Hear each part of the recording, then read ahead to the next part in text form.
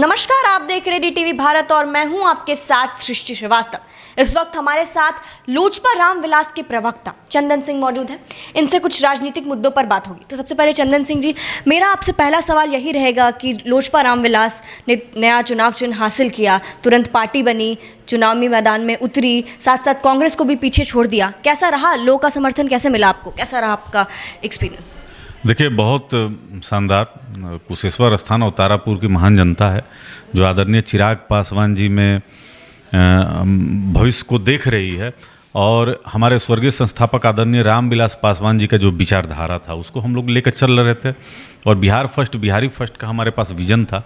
जो कुशेश्वर स्थान का जो समस्या है उसको समाधान करने के लिए हम लोग जनता के सामने रखे थे। और हमें तीसरे स्थान पे वहाँ की जनता ने मत दिया है। हम सहज स्वीकार करते हैं और प्रयास रहेगा कि तीसरे स्थान से हम पहले स्थान पर आएँ।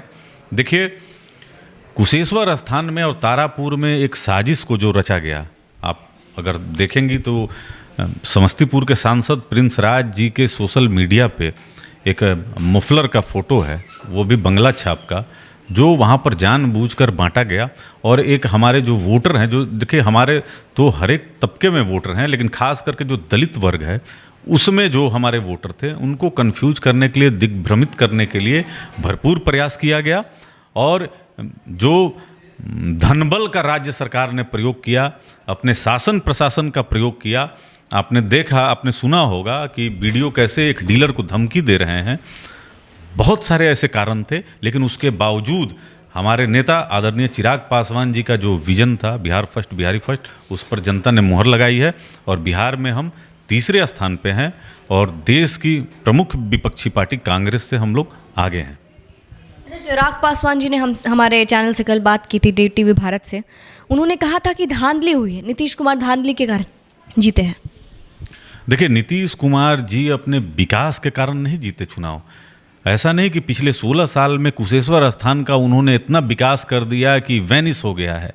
और यहाँ पर आप नाव से एक पंचायत से लेकर दूसरे पंचायत में आप घूम रहे हैं। नहीं, उनकी कुव्यवस्था है कि उनके सरकारी जो स्वास्थ्य केंद्र हैं वह नहीं खुलते हैं, और वहाँ पर शिक्षण संस्थान नहीं है, रोजगार का कोई अवसर नहीं है, रास्ता पगडंडी है, हर जगह गंदगी भरा हुआ है, अपराध अपने चरम पे है।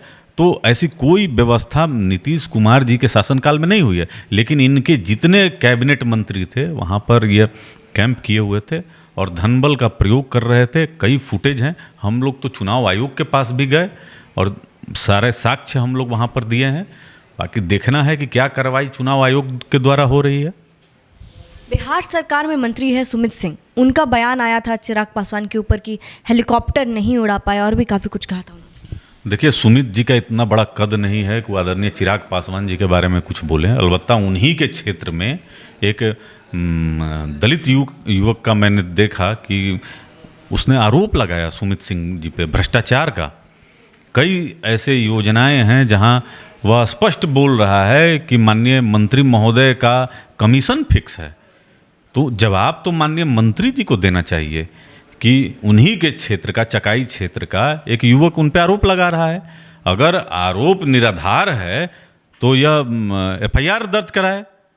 तो देखिए, सुमित कुमार जी, अगर आपको याद होगा तो 2020 बिहार विधानसभा में इनको जदयू तो अपने पार्टी से निकाल दिया था।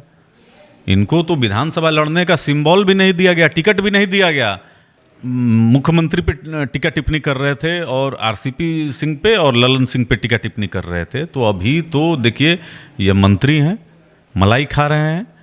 तो गलत बयानी जो है, इससे परहेज करना चाहिए माननीय मंत्री जी को।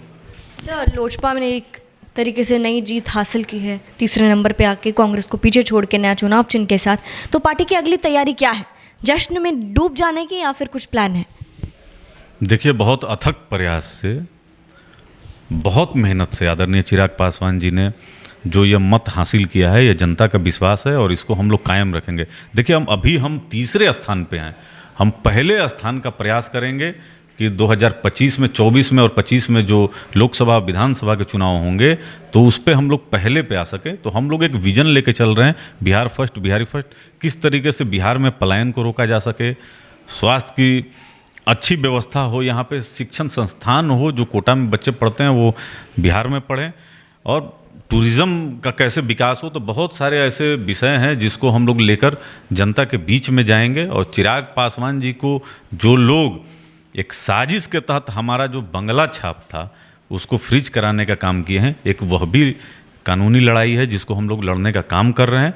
तो चिराग पासवान जी के साथ बिहार के नौजवान हैं, माताएं हैं, बहनें हैं, बुजुर्ग हैं, हर वर्ग के लोग इनको आशीर्वाद दे रहे हैं। आप तो देखी होंगी कि एक हमारा जो संकल्प है आशीर्वाद यात्रा का, अब मात्र हमको लगता है कि 5 या 6 जिले बच गए हैं। तो एक जन सैलाब और जन समर्थन जो आदरणीय चिराग पासवान जी को मिल रहा है, यह अद्भुत है। हम लोग संघर्ष के पथ पर हैं और यह कठिन पथ हम लोग खुद ही चुने हैं। हम लोग जनता के बीच में जाएंगे और बिहार सरकार के जो 16 साल की नाकामी है उसको जनता के बीच में रखेंगे। और समाधान, ऐसा नहीं है कि सिर्फ समस्या बताएंगे, समाधान भी बताएंगे। तो समाधान के साथ हम लोग जनता के बीच में रहेंगे और हमारा साल के 365 दिन पार्टी का कार्यक्रम चालू रहेगा।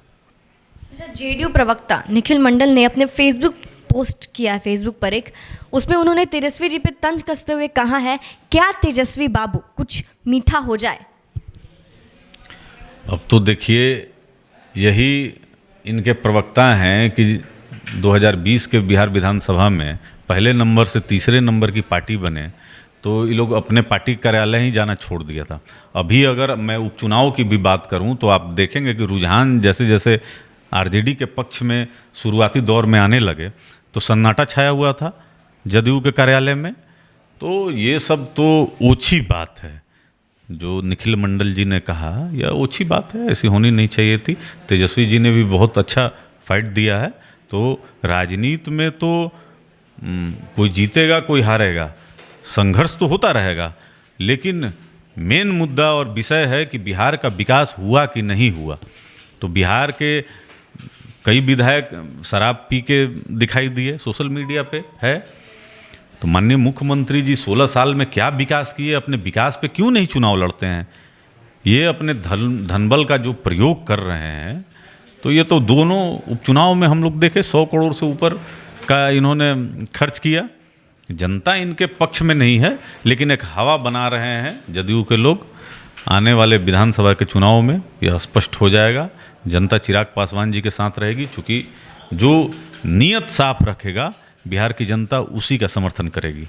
अच्छा, जेडीयू की जीत के बाद जेडीयू में जश्न मन रहा था, जेडीयू माफ़ करेगा, जेडीयू में नहीं, कहीं जश्न मन रहा था, जिसके बाद से जो डिप्टी सीएम है तारकिशोर प्रसाद, उनका कहना था कि बिहार का विकास लफुआबाजी से नहीं होगा।